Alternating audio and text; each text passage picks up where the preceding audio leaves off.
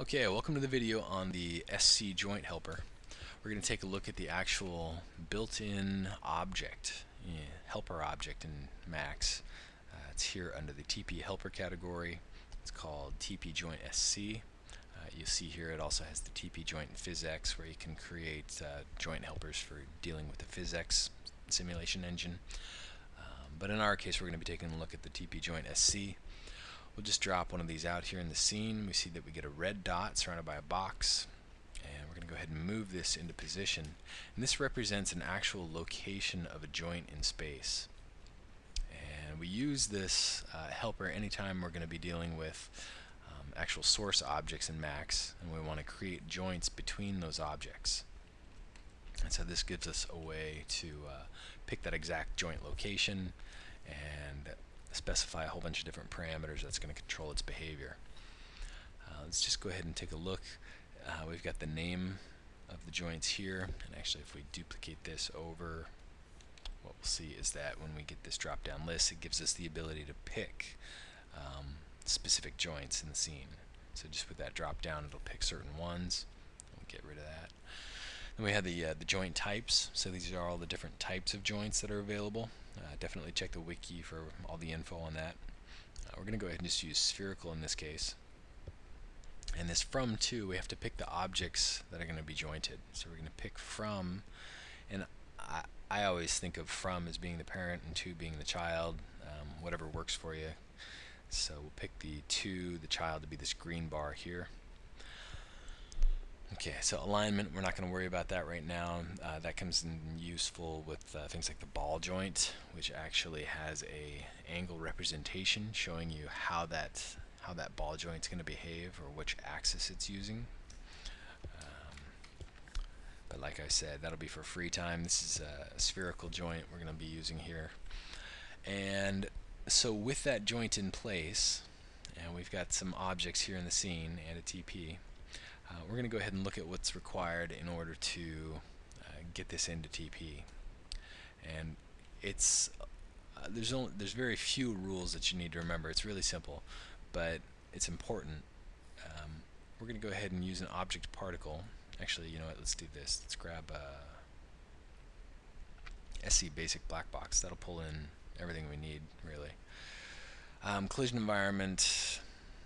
Oh, we don't need that. Objects. Yes, we need some objects. So for our objects, we're going to go ahead and pick these guys, all these three here. And one of the few requirements when dealing with this joint helper is that anything that is jointed, like these two objects here, they have to be brought into TP with the same object particle, which means that you cannot use one object particle for the top guy and another object particle for the other one. They have to both come into the same object particle.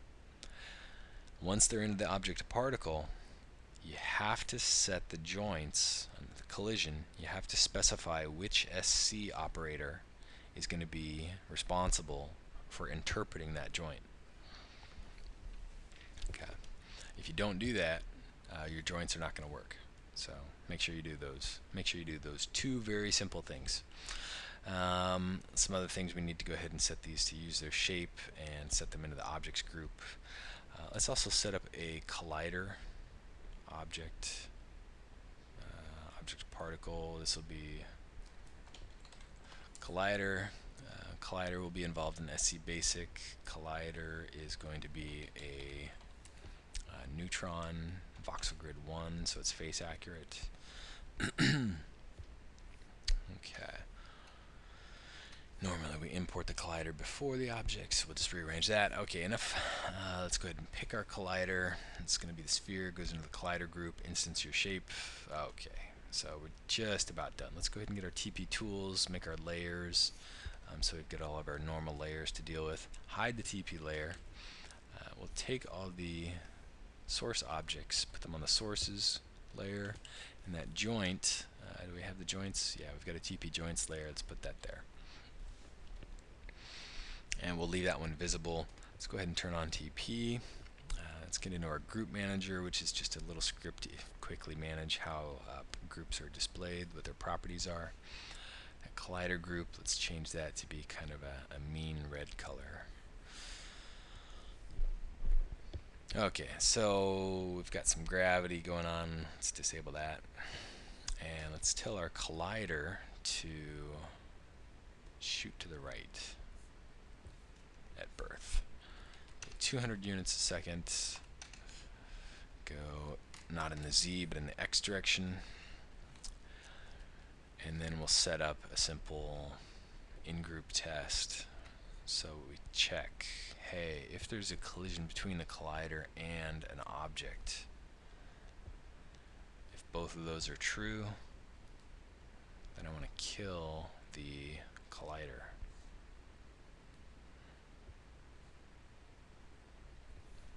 So now when this red collider object hits that, hits the object there, it is going to die. And let's go ahead and move our TP around.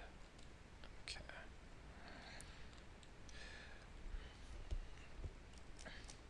Okay, so you see that ends up dying. And okay, so it just runs away like that. We need to add a little extra control. We will add a specific rule that'll have a P selection on it. Actually, you know what? Let's do this. Let's say no. What we'll do instead is we're going to set up this top particle to actually be in a different group. We'll put it in the collision environment group. So I believe that was box 2. Let's go ahead and set you into be collision environment. And collision environment has kind of a blue-gray color. Okay, so now we're looking good. We're able to enable gravity again, so it only affects this one object. And obviously you can see that shape collision occurring in the joint, moving around like that. Okay, so let's take a look at some of the joint properties. Breakable is not currently set. Let's go ahead and enable that. We're going to set its velocity nice and high in order to begin testing how much velocity is really required in order to break these things. So you remember our collider is moving 200 units. Well, that might be a good place to start. Let's go ahead and set this to 201.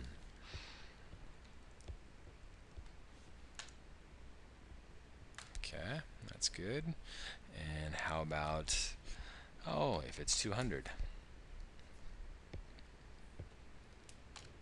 Boom, there it goes. Okay, so you can see that it is velocity accurate based on the same velocity values that we have for our particles.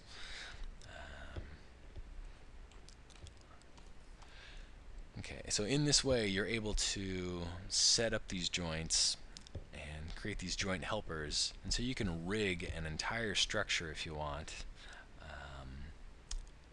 and set up the joint properties for them.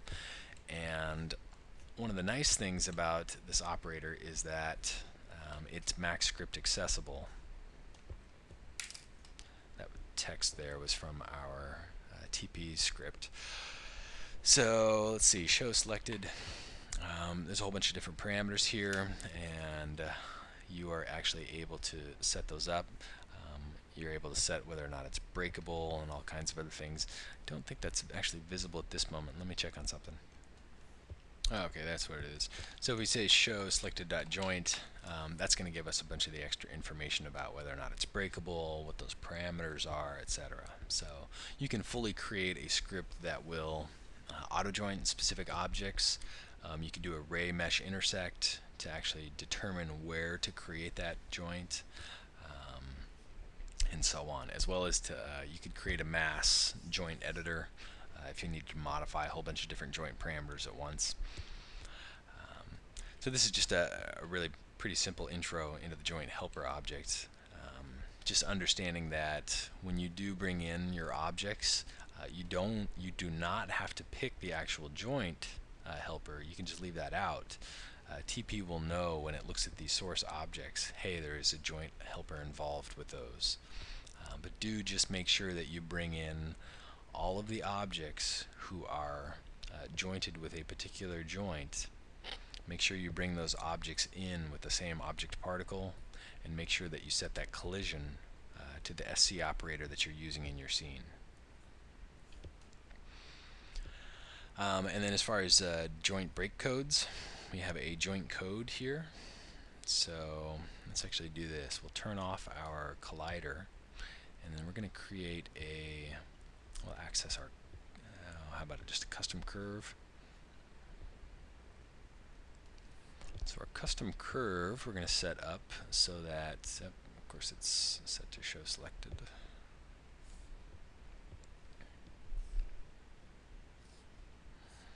And our curve value somewhere down in here.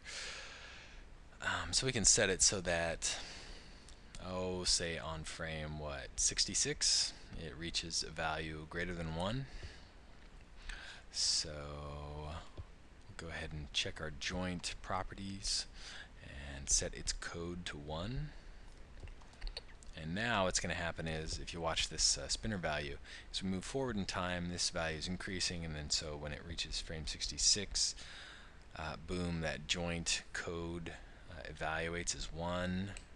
This joint is looking for a code 1 in order to break, and so ba-boom, it breaks. Okay, so that's just one way that you can actually break those down. The other way, of course, is with lights, and so you can pick specific lights in your scene if you want to have those end up breaking that joint. But that's really the basics of using the SC joint helper. It's pretty straightforward. There are these parameters for aligning the joint from one to another, whether it's the from or the to. That really comes into play with things like the ball joint. So you can also set the position from average, or center of the from particle, or center of the to particle. Not quite where we wanted it there, but let's move that back up. And we do want that to be aspherical for now. Okay, so pretty much the basics. We'll go ahead and save out this scene as the end scene, and we'll go ahead and move on from there.